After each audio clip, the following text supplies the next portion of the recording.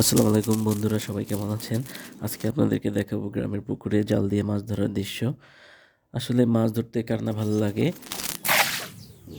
যে গ্রামে যারা থাকে তারা সারা বছরেই কোথাও না কোথাও মাছ ধরে থাকেন, খাল বিল পুকুর জলাশয়ে মাছ ধরে। কিন্তু যারা বাইরে থাকে বা শহরে থাকে তাদের আসলে এরকম সুযোগ থাকে না। নিজে পুকুরে জাল ফেলে মাছ ধরার অনুভূতিটা অসাধারণ। সেরকম আমিও আজকে একটি জাল নিয়ে মাছ ধরার ট্রাই করতেছি। আসলে আমি জালটি সুন্দরভাবে ফেলতে পারি না বা ভালোভাবে ফেলতে পারি না, এই জন্য মাছ কম ওঠে। তারপর আমি এটা ট্রাই করতেছি যাতে আমি মাছ ধরতে পারি বা আমার একটু ভালো লাগার অনুভূতি কাজ করে। জাল পড়ার পরে দেখতে পাচ্ছেন যে মাছ জালের মধ্যে লাফালাফি করতেছিল।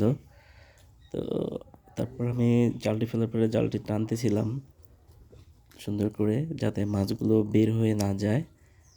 এটা স্মুথলি এভাবেই টানতে হয়।